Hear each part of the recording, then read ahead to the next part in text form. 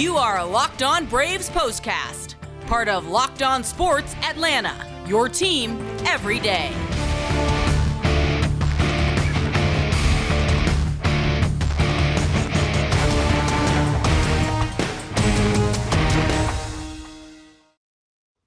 And hello and welcome into the Braves Postcast, part of the all-new Locked On Sports Atlanta. Grant McAuley, Jake Mastroianni with you after a little bit longer night at the ballpark than we expected, thanks to some inclement weather, but nonetheless, a great night at the ballpark for the Atlanta Braves, who pick up a 12-2 win as they open a three-game series with the Washington Nationals. That and a Mets loss has moved the Braves a game closer to first place. They're 2.5 games out. Charlie Morton was great on this night. Michael Harris II was great on this night. A lot of great things happened for the Braves offense in general. And we're going to get into all of that here on the postcast. Make sure you subscribe to the all-new Locked On Sports Atlanta YouTube page. Enable those alerts so you get notified every time we drop a new episode. And make sure you're subscribed to Locked On Braves wherever you get your podcast. Well, Jake, you and I have been kind of in the waiting room for a while trying to get this thing started thanks to that late rain delay, the 75 minutes that we're not going to get back. But there's so much good that happened on this night. Not even the rain could dampen how you have to feel about how the Braves played in the opener. Yeah, it was great. It's exactly what you want in this series. When you want things to play out against a team who's struggling like the Nationals, get a big lead early, let the pitching staff go to work that's been so great, and cruise to a victory and save those big bullpen arms for that big series that you have at the beginning of next week. So, again, this was the game plan coming in. The Nationals have the worst starter ERA in all of baseball. Take advantage of that, score some runs early, and, again, just let your great pitching staff go to work. Yeah, and that was certainly on display. The Nationals rotation is basically the polar opposite of what the Braves rotation has been giving them, particularly over the last, 6 weeks now since the start of June. The Braves rotation has really come into focus. I know Ian Anderson's had some ups and downs, but Charlie Morton looks like he's back. Spencer Strider looks like an absolute tour de force. And then, oh, by the way, you got Max Fried and Kyle Wright pitching to all-star caliber levels as well. Lots of good things have been going on for the Braves, and this was a night that was typified by more of the same. Game number 85 of the season, game 1 of 3 in the series against Washington. Nationals dropped to 30-56 with this loss. 2 runs, both on a Juan Soto home run, 5 hits, no errors, 4 men left aboard. Braves pick up their 50th win of the year against 35 losses, 12 runs, 15 hits, no errors, and 6 men left on base. Charlie Morton, the winner, 5-3 on the year. Eric Fetty takes the loss. He was knocked around by the Braves, 5-6 for him. No save in a game that lasted 2 hours and 51 minutes, but also had a 1 hour and 15-minute rain delay tacked on, and a crowd of 41,725. Had to be pretty happy because you had to get this game in before midnight so that you could get the fireworks that were already postponed from the last time there was a rain delay on the 4th of July. So I'm sure fans are excited about that. We do not have a pyrotechnic show here on the Braves Postcast, though. We do have great analysis, and let's start with Charlie Morton, Jake. 7 innings of 4-hit ball, the 2 runs. Juan Soto, I mean, when he gets to you, pretty much tip of the cap. He's about as good as it gets. 3 walks, 7 strikeouts. What did you see out of Charlie Morton? For me, it just seems like he has found it again.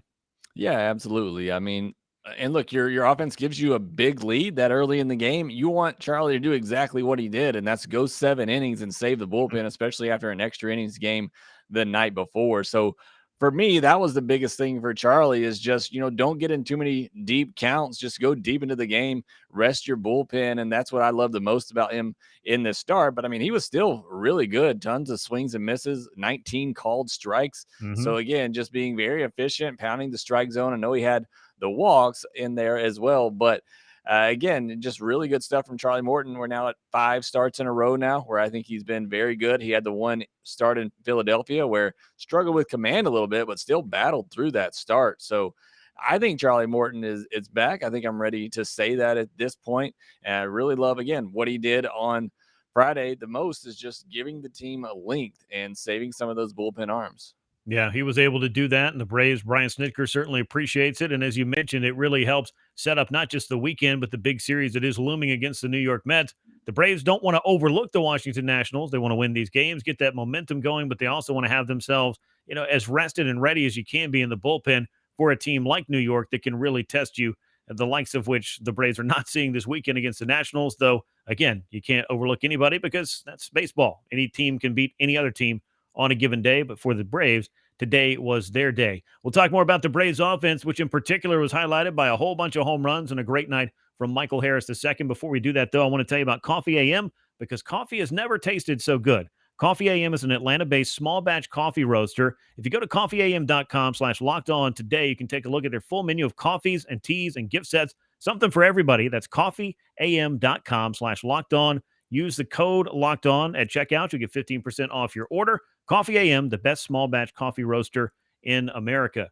If this rain delay had gone on much longer, I might have needed a cup of coffee or maybe a pot of coffee, depending on how long it was going to go on and how late we would be up doing this show. But fortunately, the rain's passed. But before rain was falling, there were baseballs being pelted all over Truist Park from a variety of Brave sluggers. And I think that the one I'm going to start with is the one who had the biggest and perhaps most majestic home run of the night. And that's saying something on a night that Ronald Acuna Jr. also left the park. But how about Michael Harris? Career high 4 hits, career high 4 RBI, and a home run into the chop house that was probably the most, again, majestic of his young career. Yeah, I mean, you look at his last, what, 6, 7 at bats now and what he's doing with the baseball. I mean, I know he's gone through a little bit of a slump, and that's to be expected for a rookie who came out just unbelievably hot, but seems to be picking things back up here lately. And just what a great night it was, and showing his versatility, taking a ball to left field down the line and then being able to pull that ball into the second deck of the chop house. I mean, just unbelievable stuff what he's doing. You know, last night I was ready to proclaim Spencer Strider the NL Rookie of the Year, and then Michael Harris comes out the next night and is just like, I listened to the postcast. I'm going to show you, and this is what he comes out with. Just another unbelievable performance from a Braves rookie this season. Just love watching him play, running down balls in the gap as well. I mean, we're talking about awards already. Obviously, it's midseason. It's the time to do that. I got to think this guy is going to win the Gold Glove in center field. I mean, again, with what he's doing out there, it's just incredible. And to see him, getting going at the plate again as well, is just fun to see. And then I loved him coming back out of the rain delay, signing autographs, dapping it up with the fans there. Yep. I mean, just you're loving everything that you're seeing from this kid right now, who is 21 years old. He is a kid indeed, just doing amazing things on a baseball field. Well, youngest player in the major leagues and one of the most impressive. I think you're right on the money about that Gold Glove. No pun intended there, because Mike has been money his entire time here. 39 games. His batting average back up to 310 after the 4-hit night. He's got 7 homers, 24 runs knocked in, half a dozen stolen bases, an OPS approaching 900, and that elite caliber defense. It's just the entire package and everything the Braves could have asked for and then some upon bringing him up from Double-A Mississippi. It's just crazy to think that a kid can make that jump after very little time above A ball and be such an impact player, but that's exactly what Michael Harris II has been. Now, Ronald Acuna Jr. did go deep. He was 2 for 5. He needed himself a multi-hit game, and Ronald launched a big-time home run in this one, had 3 runs knocked in, also had a double. The real downer of the night, though, if there was one, is that in the 8th inning, Ronald fouled a ball off his left foot again. Looked like it was off his toe this time. He hobbled over to the dugout. I'm hoping that this is not something that's going to be as serious as the last foul ball off the foot, but as with anything, we'll just find out after the game. Yeah, I mean, it's not my foot that's getting hit here, but it looked like it was off the end of the foot there. So I think he's going to be okay. But I was glad to see him get that home run, and you could see some frustration in his celebration there watching that, which he had every right to. That ball was absolutely destroyed. But he knows he's not back to himself right now. He knows he's struggling a little bit, and he wants to be part of what the Braves are doing. And it's amazing the success the Braves are having when Ronald is kind of struggling a little bit like he has been lately. So to see him get that home run, I know that felt good for him, and hopefully he's just going to continue to roll. Hopefully he's all right. Hopefully my weak analysis of the foul ball off the toe is correct and that he'll be okay. But more so just glad to see him, be part of the action, get that big home run, and hopefully we get to see Ronald going. Yeah, Ronald's the guy that sets the tone for this lineup. The Braves are a different team when he's going right, and he hasn't really gotten on one of those real home run binges yet this year, but I do expect to see one or more of those at some point. And launching one like he did on Friday night against the Nationals, maybe that's a good sign for Mr. Acuna.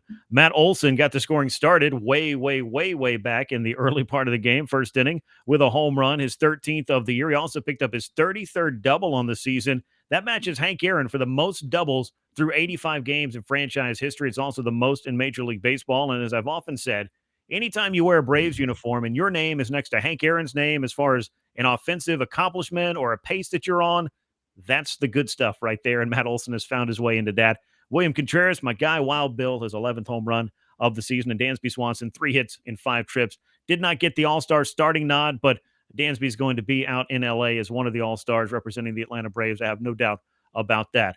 Well, let's get you set up for what is going to be a good weekend for the Braves to continue to make up some ground, perhaps, in the National League East. They already picked up a game. They're 2.5 behind the New York Mets, who lost to the Miami Marlins on Friday night. So that's the way to start the weekend. And ahead, they have game 2 against the Washington Nationals. I want to tell you about that. But first, I want to let you know about Sports Card Investor, because as I've collected baseball cards for most of my life, I'm excited to tell you about this new app. It's the Sports Card Investor app, and whether you're a casual card collector or just looking for something as an alternative investment opportunity, the free Sports Card Investor app has something for you. You can browse over 600,000 cards from every sport, with hundreds more being added each week. Check the latest values of your cards and find the best prices to buy directly through the app with the eBay Deals feature.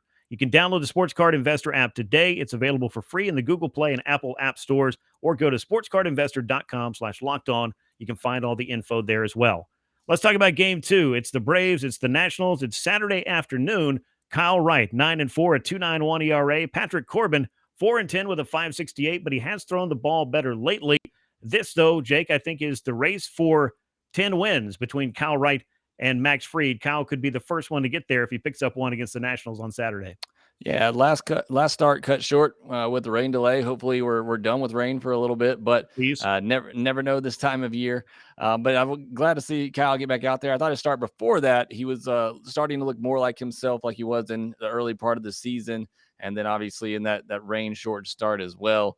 So really excited to see him get back out there. And yeah, you mentioned Patrick Corbin, 8 innings, 2 starts ago, 7 innings his last time out, looking kind of more like Patrick Corbin, or the vintage Patrick Corbin. The Braves have owned him over the past couple of years, and hopefully that continues to happen on Saturday. The Braves can go ahead and clinch another series win, which would be great. And like you said, try to pick up some more ground on the Mets, who have to face Sandy Alcantara on Sunday. And outside of Max Fried, I think he's one of the best pitchers in the National League this season. I think you're onto something there. Alcantara's been one of the absolute best, and it's better for the Mets to have to face him than for the Braves to have to face him again. He has owned Atlanta thus far this year, and he is, again, one of the best pitchers. Expect him to be on that all-star staff, even has a shot to start perhaps the all-star game. One other note on the Braves' 50th win of the year, which comes tonight and gets them 15 games over 500. They did not get their 50th win until July 27th of last season, and when they did, they were still 2 games under 500. So a lot has changed for the Braves. If you're kind of looking to line up with how did things go in 2021, how are the Braves trending in 2022? The answer is they're in a pretty good place, and they're on the cusp of a very big showdown with the first place Mets, which will be happening once we get through this weekend series. Game 2 on Saturday, 4:10 p.m. Eastern time at Truist Park. It's the Braves, it's the Nationals, it's Kyle Wright, it's Patrick Corbin in the middle contest of the 3-game series. That'll bring us to the end of this edition of the Braves Postcast. It's always part of the all-new Locked On Sports Atlanta. Lots of great shows for you. Make sure you subscribe on YouTube, and make sure you subscribe to Locked On Braves wherever you get your podcasts as well. Once again, the Braves with a 12-2 victory over the Washington Nationals. We look forward to coming again soon. Braves Postcast. For Jake Mastroianni, I'm Grant McAuley. We will catch you next time, and until then, so long, everyone.